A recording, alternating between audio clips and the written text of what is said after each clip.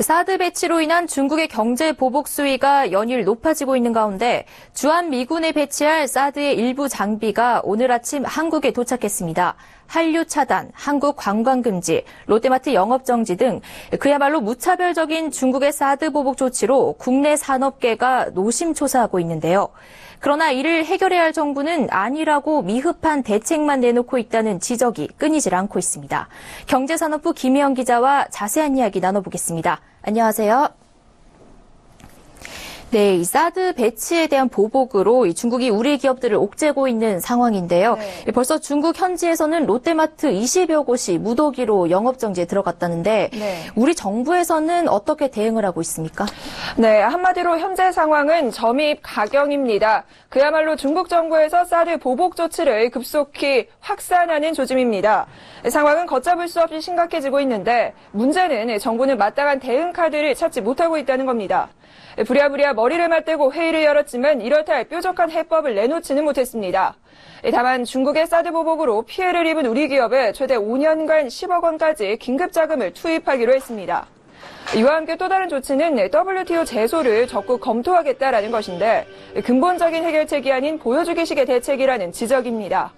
WTO에 제소를 하려면 중국 정부의 경제 제재 문서 등 물리적인 증거가 있어야 하는데요. 지금까지 이루어지고 있는 보복 조치는 중국 정부의 공식적인 조치다라고 증명하기에는 애매한 부분이 상당히 많습니다. 중국 정부에서는 당연히 보복 조치 문서나 근거가 없다라고 부인을 할 거고요.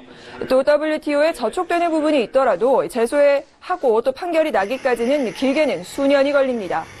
이미 롯데마트 영업정지 등 피해가 현실화되고 있기 때문에 시간적인 여유가 없다는 겁니다. 네, 결국 최선의 해법은 한중 정부가 외교적으로 타협점을 찾는 것일 텐데요.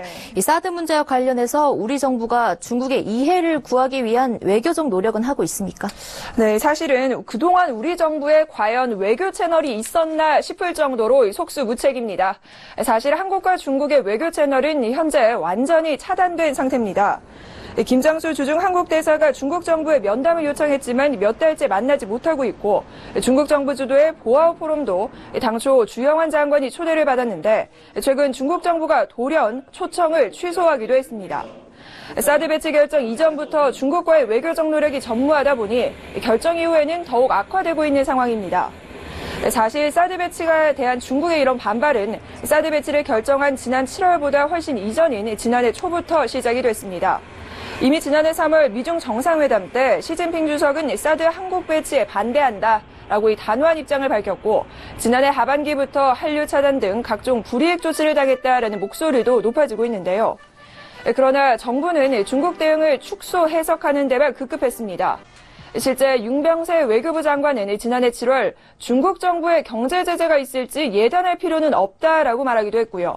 유일호 장관 역시 전면적인 경제 보복은 거의 불가능할 것이다라고 밝힌 바 있습니다. 그러나 보기 좋게 예상이 빗나간 거죠. 결국 정부의 안일한 태도와 미흡한 대책으로 그 피해는 국민들이 고스란히 받게 됐습니다. 네, 이 가운데 중국에서는 허위 보도가 판을 치면서 현대차를 부수고 롯데를 비롯한 한국 상품 불매 운동을 하는 등 반한 감정도 고조되고 있다면서요? 네, 맞습니다. 이 반한 감정이 어느새 위험 수위를 넘어서고 있습니다. 중국 정부에서는 연일 이 비판과 관련된 가짜 뉴스가 쏟아나오면서 반한 정서를 조장하고 있는데요. 실제 중국 내 모바일 메신저 위챗에는 중국 상무부가 민간과 합동해 사드와 관련한 미국의 애플, 한국의 삼성 등의 제품에 경제 제재를 실시한다라는 내용의 통지가 돌고 있습니다. 그러나 중국 상무부가 공식적으로 이런 통보를 할 리가 만무하겠죠. 또 롯데 신동빈 회장이 중국인은 몰입해야 같다며 중국인은 가난하니까 가격만 내리면 다시 상품을 살 것이다 라고 말했다는 인터뷰도 떠돌고 있습니다. 롯데는 롯데그룹이 사드와 중국 사업과 관련해 어떤 매체와도 인터뷰를 한 적이 없다라고 적극적으로 해명하고 나섰는데요. 또 다른 곳에서는 롯데마트가 곧 망할 것이라며 롯데 선불카드를 미리 사용하려는 중국인 고객들로 매장이 붐빈다라는 허위 보도도 나오고 있습니다.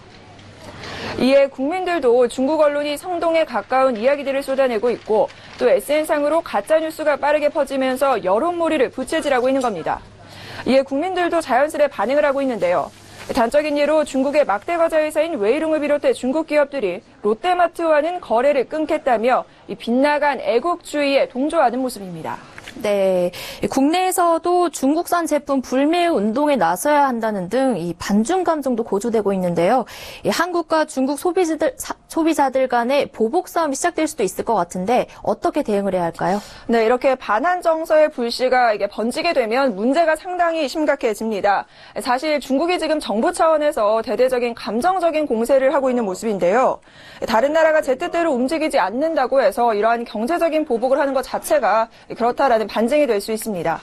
그런데 우리 정부는 이런 분위기를 부추기지 말아야 할 것이고요. 차분하게 대응을 해야 합니다.